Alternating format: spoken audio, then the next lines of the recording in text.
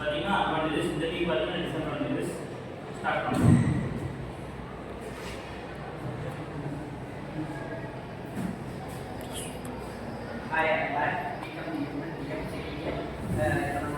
Advantages என்னன்னா ஹியூமன்ஸோட AI வந்து ஹியூமன்ஸோட பெட்டராகவே வேலை செய்யும்.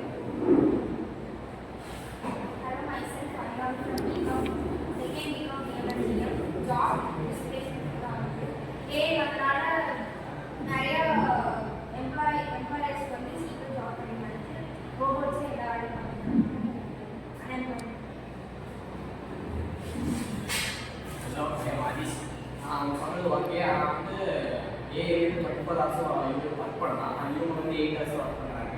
அதனால் ஏஐ வந்து எனக்கு அட்வான்டேஜ்.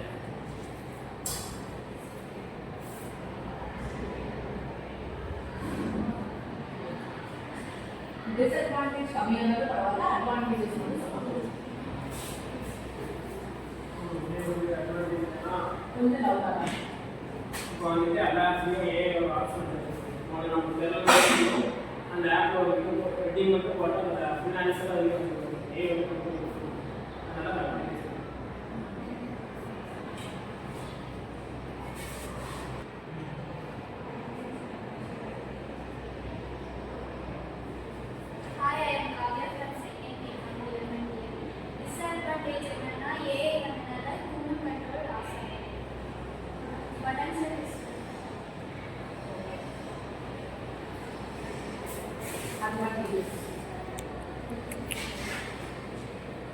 என்ன அட்வான்டேஜ் பார்த்தீங்கன்னா நிறைய பேர் ஒர்க் பண்ணுறத விட 2 பேர் கூட எனக்கு ஒர்க் பண்ணுறது. ஏஐ வந்து எனக்கு ஒரு 4 பேர் ஒர்க் பண்ணுற இடத்துல எனக்கு 2 பேர் வந்தால் அந்த வேலை தொடர முடியுது.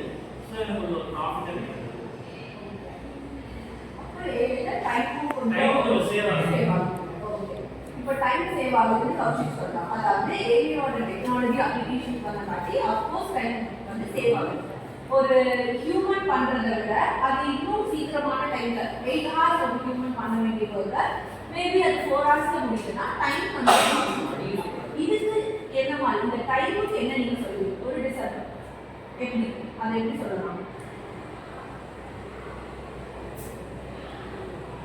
சரி, இங்க இருக்கிறவங்க சொன்னாலும் நான் எல்லாத்துக்குமே கேட்கிறேன். டைம் தான் இப்போ ஏஐ வந்து காட்டி உங்களுக்கு டைம் சேவ் ஆகுதா? அஃப்கோர்ஸ் டைம் சேவ் ஆகுது. இதுக்கு வந்து நார்மல் ஒர்க்கர்ஸ் இருந்தா அந்த டைம் சீக்கிரம் முடிக்க முடியுமா? அதுக்கு அதை எப்படி ரிலேட் பண்றீங்கன்னு கேட்குறேன். அப்படி பார்த்தா டைம் முடிக்கிறீங்க. Very good. அப்போ எங்க வந்து டைம் சீக்கிரம் இங்க முடியுது. பட் இங்க வந்து ஒர்க்கர்ஸ் அதிகமான பேர் தேவைப்படுவாங்க.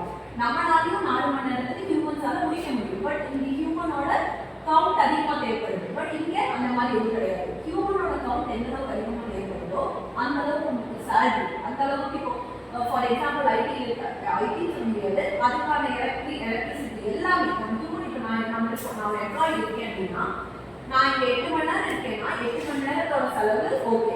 அதே ஒரு 12 ஹவர்ஸ் திருப்பி இருக்கேன்னா மீதி எக்ஸ்ட்ரா 4 ஹவர்ஸ்க்கும் நான் வந்து எல்லாமே யூஸ் பண்ணிக்கிறேன். ஃபேமிலி லைஃப் அந்த மாதிரி சொல்லுவேன். ஸோ அந்த ஒரு டிஸ்அட்வான்டேஜஸ் இருக்கு.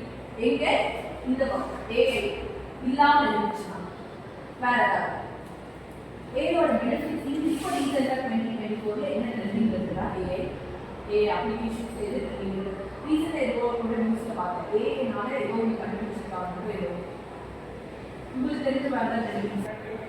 இப்போ நீங்கள் ரீசெண்டாக பார்த்தீங்கன்னா என்ன ஒரு ஏஐ ட்ரெண்ட் ஆப்பிள் ட்ரெண்ட் அதே மாதிரி இப்போ ஓகே எல்லாமே அவங்க சைடில் பாயிண்ட் வந்து எங்கள் சைட்லையும் ஈக்குவல் பாயிண்ட்ஸ் இருக்குது. இன்னும் ஏஐ பெனிஃபிட்டாக இருக்குது. ஏஐ நான் கண்ட்ரோல் பண்ணுறேன்னா வேலை செய்ய தெரியாதவங்க கூட வேலைக்கு இருந்து அவ்வளோ சுலபமாக அவங்க கற்றுக் கொடுக்குது. 2-3 பாயிண்ட்ஸில் எப்படின்னு பார்த்தீங்கன்னா காலேஜஸ் ஸ்கூல்ஸில் சிஸ்டம் ஒர்க்ஸில் எல்லாமே பார்த்தீங்கன்னா சில டீச்சர்ஸ் ஸ்டூடெண்ட்ஸ்க்கு தெரியாது. ஆனால் அந்த ஏஐ வந்து அவ்வளோ சுலபமாக அதை கற்றுக் கொடுக்குது. அது வந்து எங்களுக்கு ஸ்டூடெண்ட்ஸ்க்கு டீச்சர்ஸ்க்கு ரொம்ப யூஸ்ஃபுல்லாக இருக்குது. அது வந்து எங்கள் ஸ்டூடெண்ட்ஸ் டீச்சர்ஸ்க்கு வந்து கிடையாது. ஆஃபீஸ் ஒர்க்கும் சரி புதுசாக வேலை செய்யணும்